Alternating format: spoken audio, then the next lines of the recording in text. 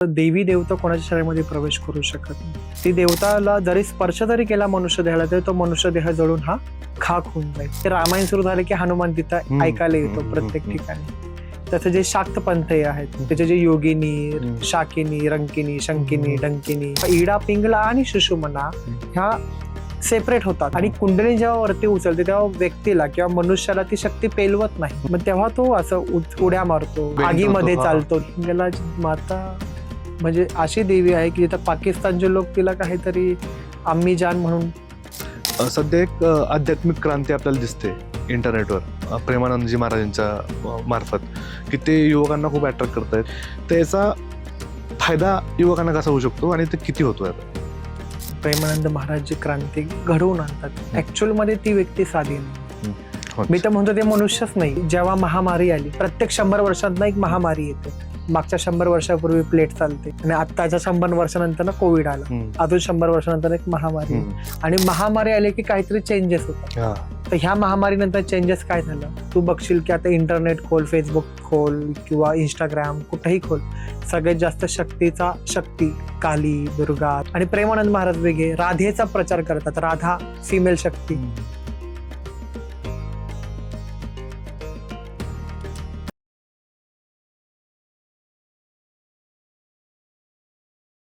नमस्कार मित्रांनो, cutting by meeting by Chetan Patil या पॉडकास्टवर तुम्हा सगळ्यांचं पुन्हा एकदा स्वागत आहे. मित्रांनो, आज आपल्या पॉडकास्टवर पुन्हा एकदा आपल्या सगळ्यांचा लडका अजय दादा इथं आलेला आहे. अजय, तुझं खूप खूप स्वागत आहे. धन्यवाद. आपल्या प्रेक्षकांनी आपल्याला बरेच काही प्रश्न विचारले, त्यातून त्यांचे काही ठराविक प्रश्न आज मी तुला विचारणार आहे.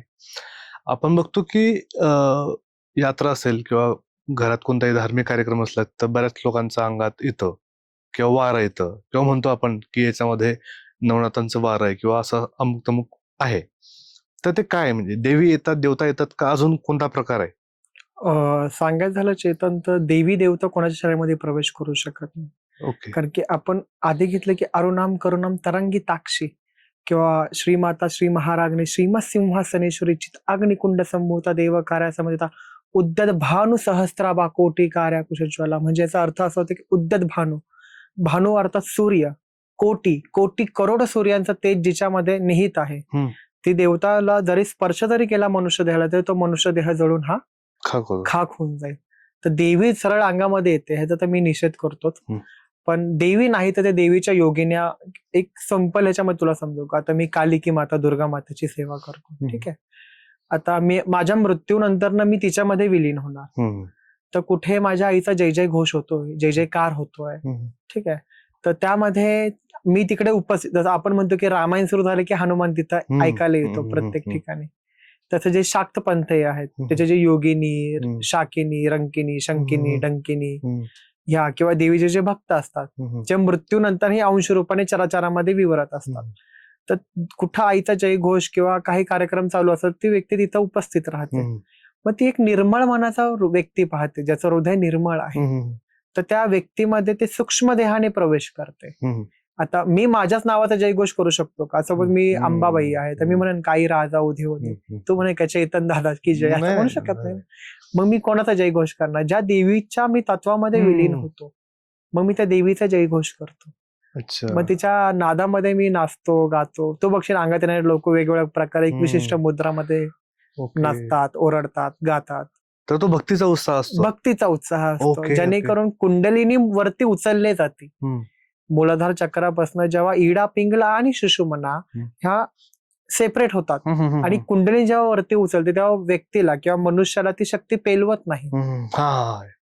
मग तेव्हा तो असं उड्या मारतो किंवा आगीमध्ये चालतो. बहुतेक वेळा बघितला कुंडलिनी वरती असल्यामुळे त्याला काही ओके ओके ओके अंगात येणं म्हणजे हा साधा सिंपल्यामध्ये सांगणं आहे की देवी अंगात येत नाही पण देवीचे जे योगिनी असतील किंवा भक्तगण असतात ते प्रवेश करतात आणि आपल्या आईचा जयघोष करतात. ओके. म्हणजे ते त्यांच्या मार्फत भक्ती करतात किंवा नामस्मरण करायचं त्यांना ते संधी मिळते किंवा त्या उत्साहामध्ये विलीन होण्याचा त्यांना ते चान्स मिळतो. तर ते येतात आणि सहभागी होतात. तर अशा अजून कोणत्या गोष्टी जे समाजामध्ये वाटतं आपल्याला की अरे हे याचं इंटरप्रिटेशनच रॉंग आहे? आता हेच बघ, अंगात येणं की एक शक्ती जेव्हा अंगात येते ती लिमिटेड जास्तीत जास्त एक 5 मिनिटं लय बोललं 3-4 मिनिटं शरीरामध्ये प्रवेश करते. पण आता आपण बघतो, आता खूप सारे व्हिडिओज व्हायरल होतात की ती आली की मग ती बोलते, लोकांच्या परेशानी सांगते की हे असं आहे, ते तसं आहे, हे ते. मग ते मला कुठंतरी खटकतं की एक शक्ती एवढा उशीर बॉडीमध्ये राहू शकत नाही. जेव्हा ती शक्ती बॉडीमध्ये, तेव्हा आपला आत्मा बाहेर फेकला जातो. आणि ती एक शक्ती असते, एवढा वेळ आत्मा बाहेर राहू शकत त्याला काही specific time period specific time period. तो पण दुसऱ्याकडे शिफ्ट होण्याचे चान्सेस वाढतात. ऑब्विसली आत्मा हा सूक्ष्म देही आहे, Yes, तो yes. चराचरामध्ये विवरत असतो. मग हे जरा मला खटकतं इथे की आता लोकांनी त्या भक्तीचा धंदा केलाय, असं मी म्हणू शकतो. अंगात येत आहे करा गुरु दीक्षा. आता तुला माहितीये का, अंगात येत आहे किंवा गुरु दीक्षा खूप कॉमन झाल्या आता.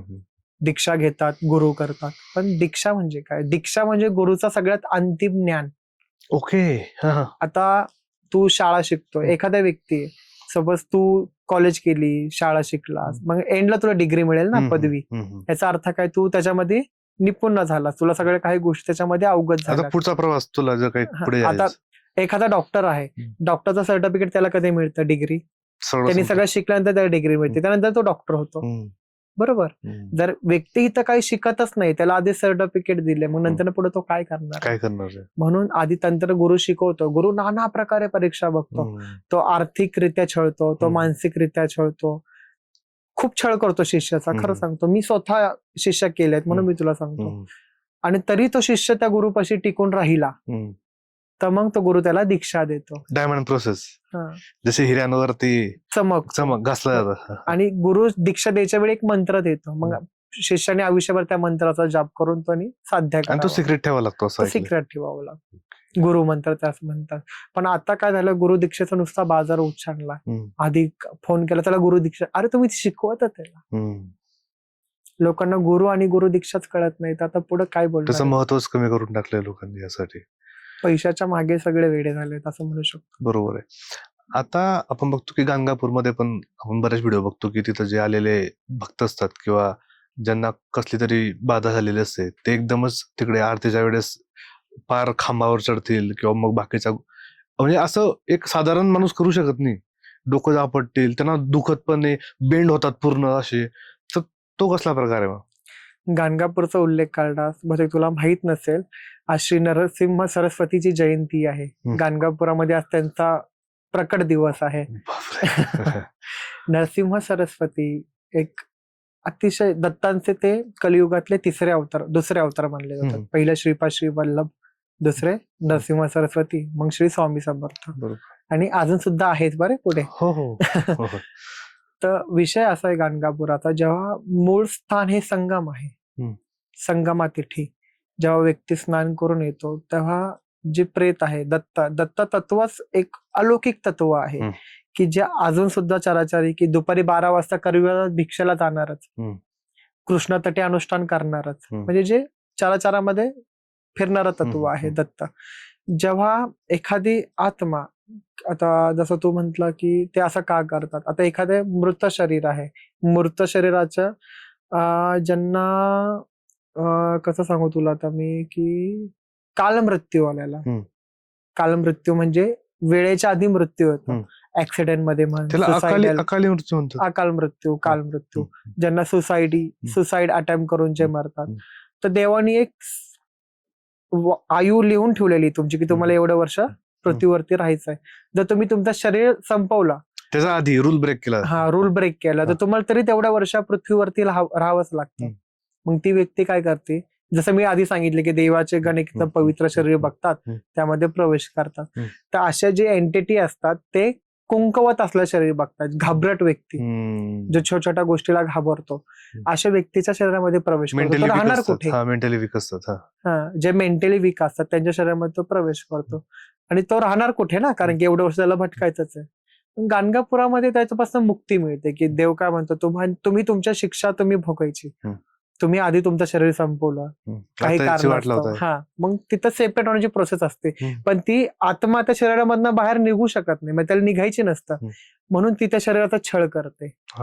मग तू बघशील ते वाकडे होतात, उड्या मारतात, जोर जोरात वरडतात, दत्ताच्या नावाने शिव्या देतात, किंचाळतात, कारण दत्त त्यांना बाहेर काढण्यासाठी आलेलं असतं. ती प्रोसेस गाणगापुरामध्ये होते. आणि पण तिथनं ते प्रत्येक आत्मा गाणगापूरला जाते असं नसतं. हम्म. काही आत्मा एवढा चालक असं गाणगापूरच्या वेशीवरतीच ते हा शरीर ऐकलंय मी, सोडतात. हे ऐकलंय. आणि परत येताना सुद्धा ते हा कॅरी होतात.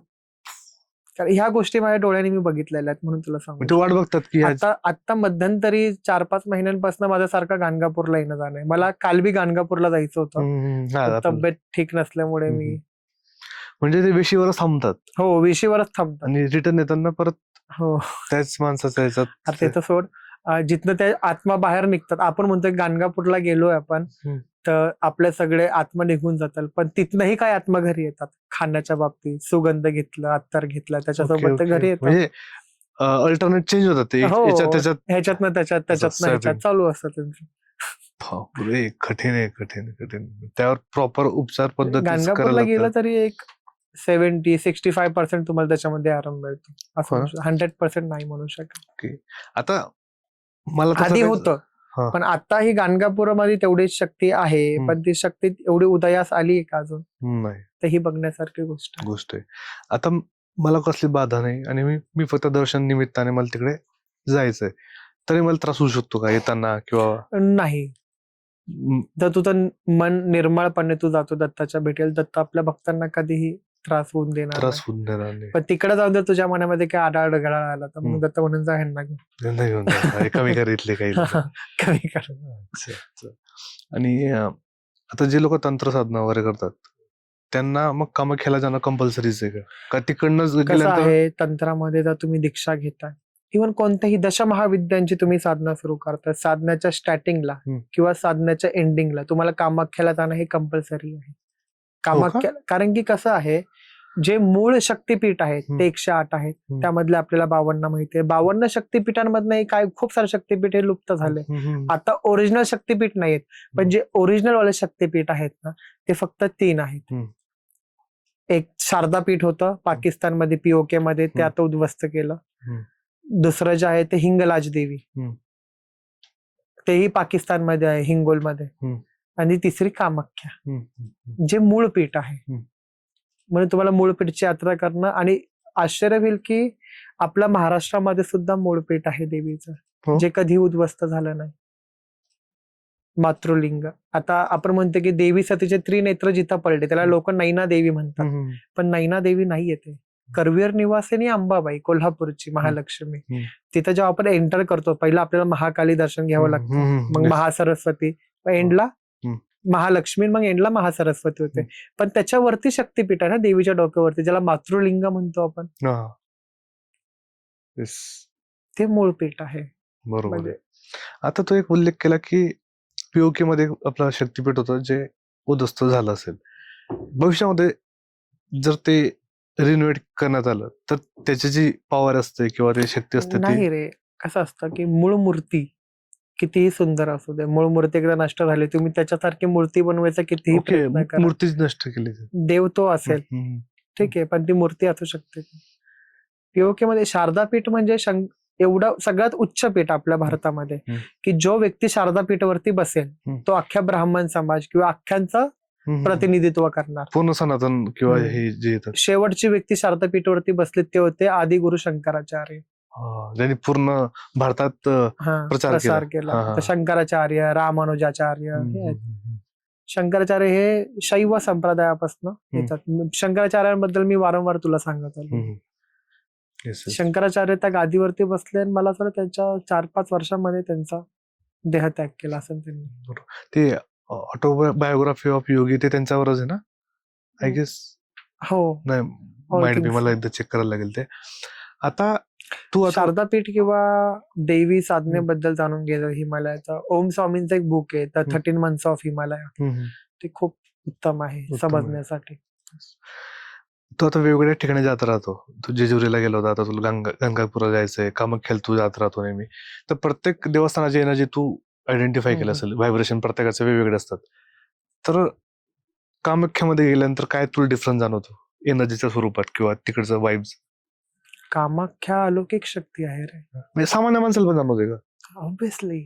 एक गोष्ट असते बघा, आता एखाद्याच्या घरात तू जा, घरामध्ये गेल्यानंतरच आपल्याला एक पॉझिटिव्ह आणि एक निगेटिव्ह, हे नोटीस केले. कामाख्या एकदम अलौकिक शक्ती आहे. हम्म. कामाख्याबद्दल सांगू शकतच नाही व्यक्ती, कोणतीच व्यक्ती सांगू शकत नाही. बोलण्याच्या पलीकडेच. बोलण्याच्या पलीकडे कामाख्या आहे. कामाख्या काय आहे?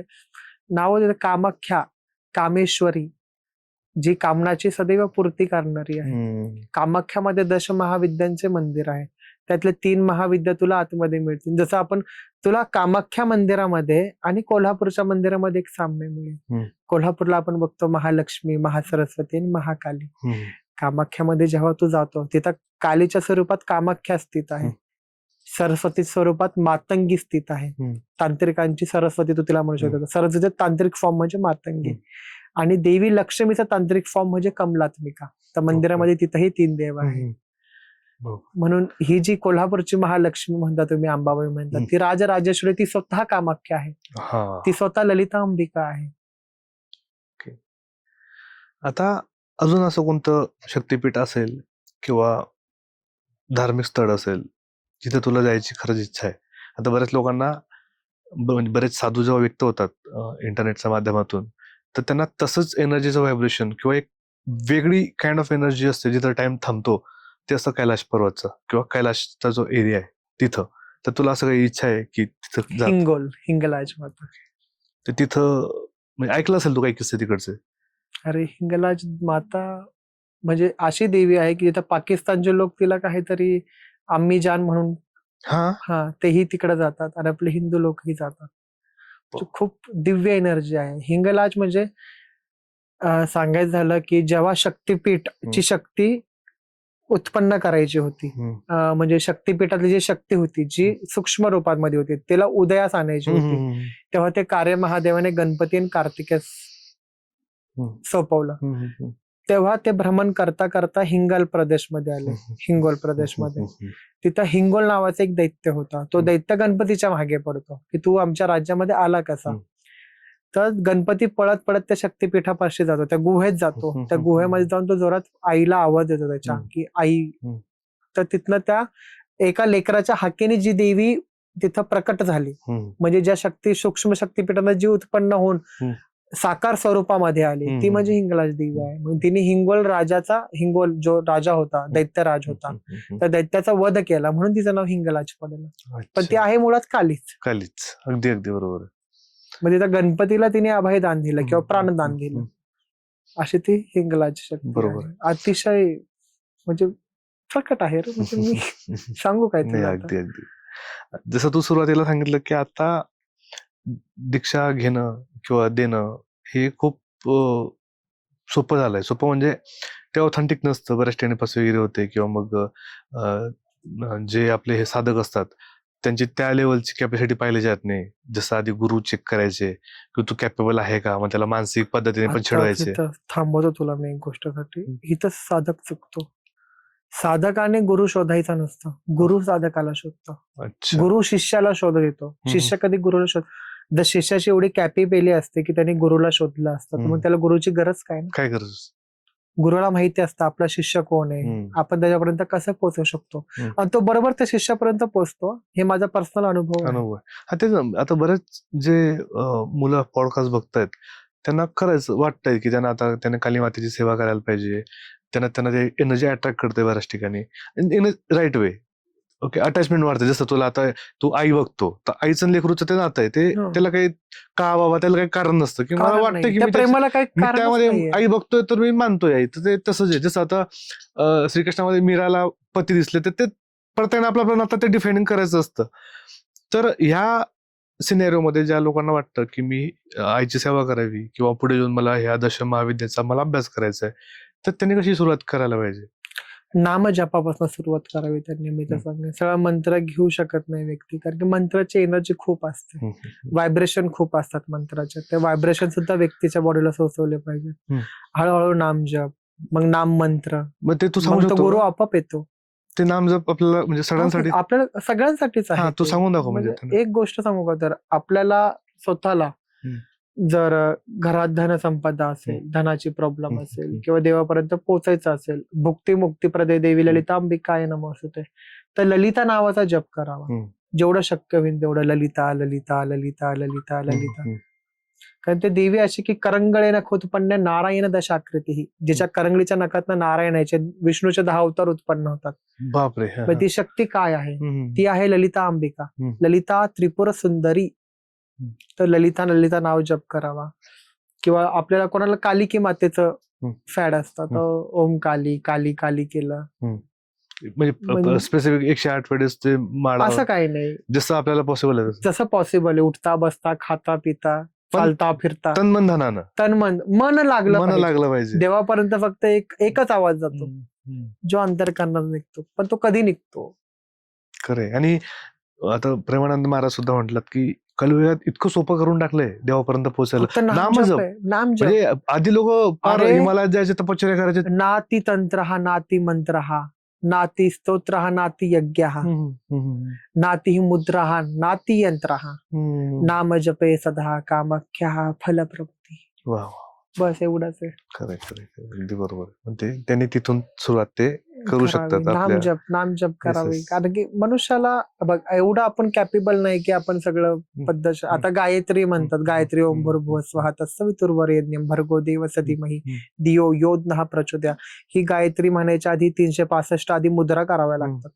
बरोबर आहे. एक ब्राह्मणाला आधी 365 मुद्रा दाखवतो, मग तो गायत्री म्हणतो, मग ब्राह्मण भोज वाढलं जातं. आजकाल आहे का तसं? कॉन्टेक्स्ट प्रश्न विचारतो, कारण की अध्यात्म तुला एवढून माहिती, तू साधक असल्यामुळे तुझा अभ्यासही खूप छान आहे. आणि ह्या सगळ्या गोष्टीमध्ये असताना आपण एक बघतो की सध्या एक आध्यात्मिक क्रांती आपल्याला दिसते इंटरनेटवर प्रेमानंदजी महाराजांच्या मार्फत, की ते युवकांना खूप अट्रॅक्ट करतायत. खूप कठीण गोष्ट एकदम सोप्या भाषेत सांगतायत, आणि तुमचा देवावर विश्वास असो का नसो, पण त्या गोष्टी तुम्हाला पटतायत. म्हणजे इतक्या सोप्या भाषेत ते सांगतात. आणि फक्त हिंदूच नाही, सगळ्या धर्मियांच्या लोकांना त्यांनी एक हे लावलंय की पर्स्पेक्टिव्ह चेंज करतायत. ते माणसांकडे पाहायचा किंवा आपल्या नात्यांकडे पाहायचा, किंवा एक माणूस म्हणून तुम्ही कसं वागलं पाहिजे. तर याचा फायदा युवकांना कसा होऊ शकतो आणि ते किती होतोय आता? एक गोष्ट सांगू का तुला? प्रेमानंद महाराज जी क्रांती घडवून आणतात, ऍक्च्युअल मध्ये ती व्यक्ती साधी नाहीये. मी तर म्हणतो ते मनुष्यच नाहीये. नाहीच आहेत. बरेच लोक कल्की अवतार म्हणतात, म्हणजे असं आपण ऐकतो. कल्कीचा अवतार अजून वेळ आहे म्हणायला, पण कल्की यायच्या आधी त्याचे भरपूर लोक ह्या भूतलावरती येतात. पण तुला एक ऐकून एक आश्चर्य होईल. एक गोष्ट सांगतो तुला, की तू स्वतः विचार कर की जेव्हा महामारी आली, प्रत्येक 100 वर्षांत एक महामारी येते. मागच्या 100 वर्षापूर्वी प्लेट चालते, त्याच्या आधी, आणि आत्ताच्या 100 वर्षानंतर ना कोविड आला, अजून 100 वर्षानंतर एक महामारी. आणि महामारी आली की काहीतरी चेंजेस होतात. तर ह्या महामारीनंतर चेंजेस काय झालं? तू बघशील की आता इंटरनेट खोल, फेसबुक खोल किंवा इंस्टाग्राम कुठेही खोल, सगळ्यात जास्त शक्ती काली, दुर्गा, दशमहाविद्या, भैरव, ह्यांचे खूप जास्त व्हिडिओ तुला दिसतील. किंवा ह्या साधक खूप वाढलेत, अचानक खालनावरती आले. आणि युथ वाढले. आणि प्रेमानंद महाराज वेगळे राधेचा प्रचार करतात. राधा फिमेल शक्ती, राधा अर्थातच मा ललिता त्रिपुर सुंदरी. हा, इथे मी थांबू शकतो 1 मिनिट. आता मी एक इंटरनेटवरती व्हिडिओ बघितला, मोस्टली स्कॉन वाल्यांना मला सांगणं आहे, तुम्ही हार्ट करून घ्या, काय घ्या, मला काही फरक पडत नाही. की एका व्यक्तीने सांगितलं होतं की जी राधेची जी सखी होती ललिता, ती म्हणजे 10 महाविद्यांपैकी 3री महाविद्या श्री ललिता त्रिपुर सुंदरी.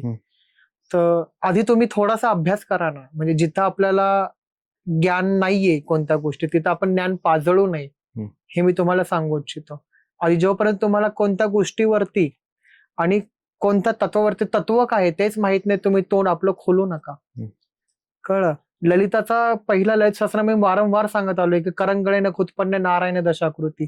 जी शक्ती करंगळीच्या नखातनं नारायणाचे 10 होतात, ज्याच्यामध्ये कृष्णही येतो, ती शक्ती म्हणजे आल्सो. तेव्हा तुम्ही देवी भागवत वाचता, त्याच्यामध्ये देवीचे पंचतत्व सांगितलंय, त्यामधले एक राधा आहे पंचतत्व. मग ती स्वतः तत्वाची दासत्व स्वीकारू शकते का? तुम्हाला एवढी अक्कल नाही ना, तिथं आपली अक्कल लावू नये. बरोबर. आणि लोकांना मिसगाईड करू नये. खरंय. आणि अशी व्यक्ती माझ्यासमोर तर येऊही नाही. सिरियसली खरंय, जे आहे ते आहे. जर आपल्याला ज्या गोष्टीत ज्ञान नाही त्या गोष्टीवरती बोलू नये. खरं ऑन कॅमेरा सांगितलेलं बरं आहे की त्या व्यक्तीपर्यंत संदेश पोहोचावा. हा, पण महाराजांचा आधी आपण म्हणजे राधा नाम जपतात हे बऱ्याच लोकांना, कोणाला माहिती पण नव्हतं, म्हणजे इन्क्लुडिंग मी. सगळे राधा कृष्ण किंवा मग हरिराम हरे कृष्ण ह्या फॉन्ड ऑफ. प्रेमानंद महाराज बी मूळ शक्तीपर्यंत पोहोचवतात ना डिरेक्ट. डायरेक्टली मूळ शक्ती काय आहे? कृष्णाची जर आपण गर्गसंहिता वाचली, गर्गसंहितामध्ये राधाकृष्णांचं सगळं आहे, रास लीला ह्याच्यामध्ये सगळं उल्लेख येतो. त्याच्यामध्ये एक गोष्ट तुला कळून जाईल की कृष्णाची कुंडलिनी शक्ती म्हणजे राधा. ओके. कुंडलिनी शक्ती म्हणजे देवी राधा. आणि देवी भागवत महापुराणामध्ये हे सुद्धा उल्लेख आहे. जेव्हा कृष्ण महादेव आणि माता पार्वतीला भेटायला जातो, तर ऍज अ शाक्त, मी शाक्त आहे, शाक्त संप्रदायापासून, तर आम्ही असं मानतो की शाक्त म्हणजे काय ते पण? शाक्त म्हणजे देवीची उपासना करणारे. मुख्यतः आपले पंचदेव आपण शंकराचार्यांनी सांगितल्याप्रमाणे देवाऱ्यामध्ये असावेत. एक म्हणजे सूर्य, दुसरा गणपती, तिसरा विष्णू, चौथी देवी आणि तिसरा महादेव. तर प्रत्येक देवाला फॉलो करणारा एक संप्रदाय पंथ आहे, असतो. पंथ असतो.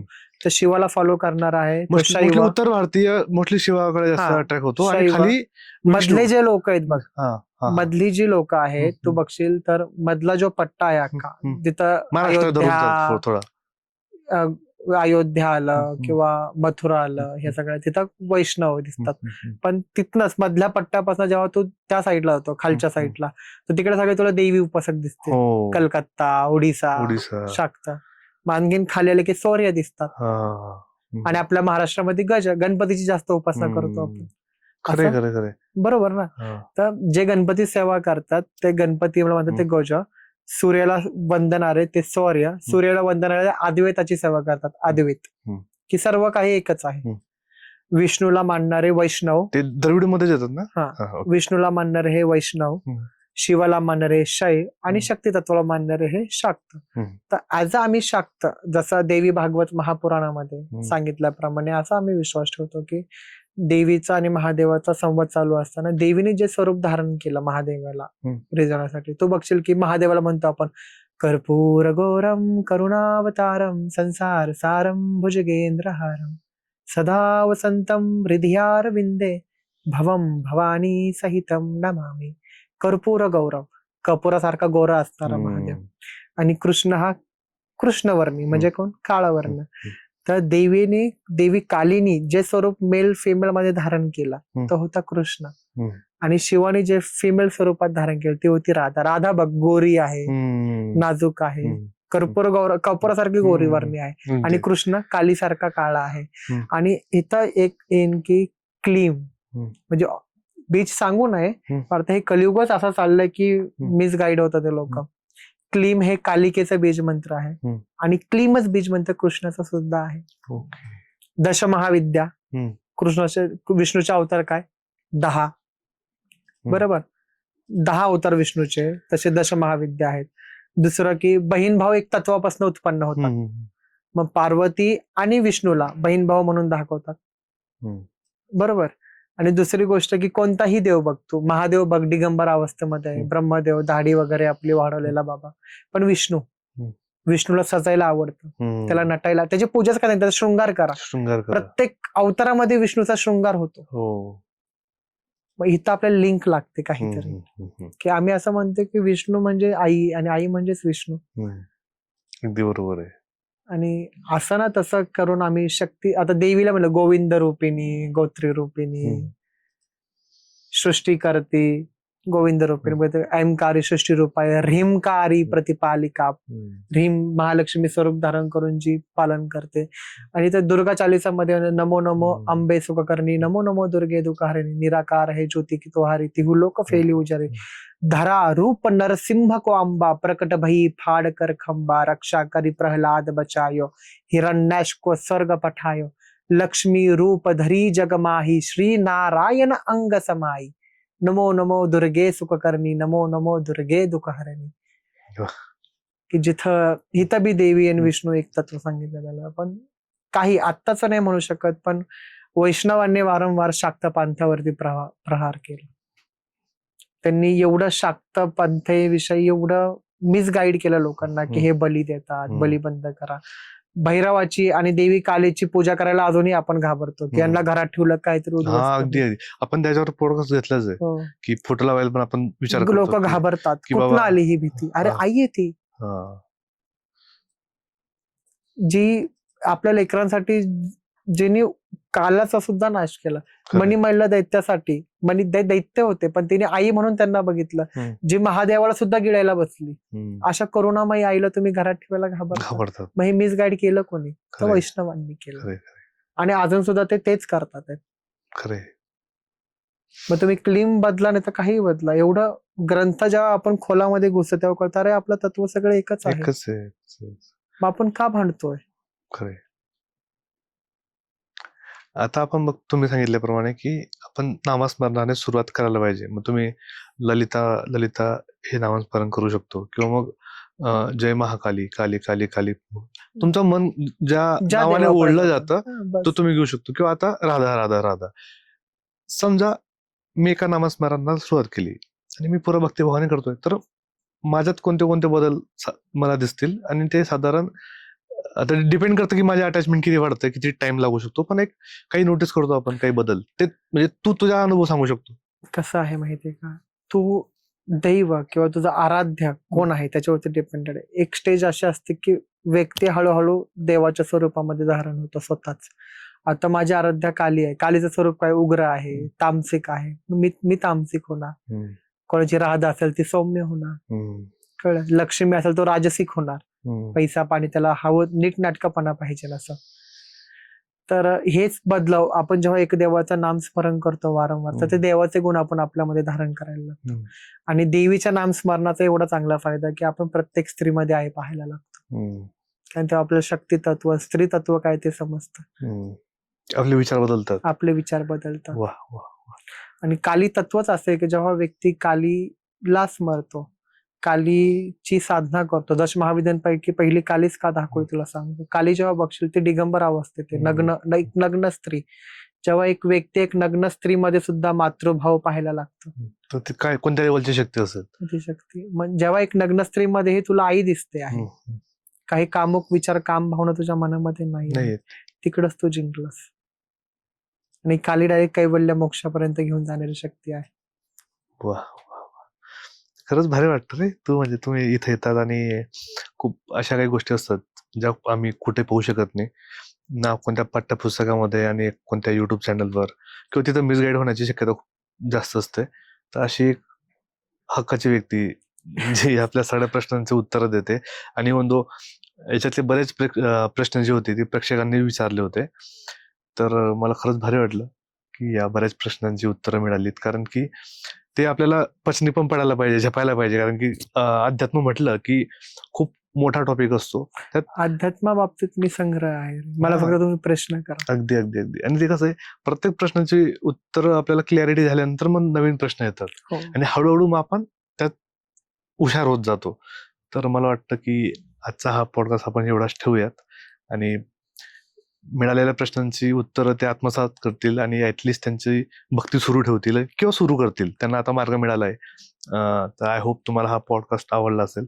असेच आध्यात्मिक पॉडकास्ट पाहण्यासाठी चॅनलला लाईक, शेअर, सबस्क्राईब करायचं विसरू नका. आपण अजयदारांसोबत असेच बरेच पॉडकास्ट करणार आहोत. तुम्हाला जे काही प्रश्न असतील तुम्ही कमेंट बॉक्समध्ये टाकू शकता. तुमच्या बिहाफमध्ये मी ते त्यांना विचारेल, आणि तुमच्याकडनं आम्ही त्याची उत्तरं घेऊयात. जय महाकाली. जय महाकाली.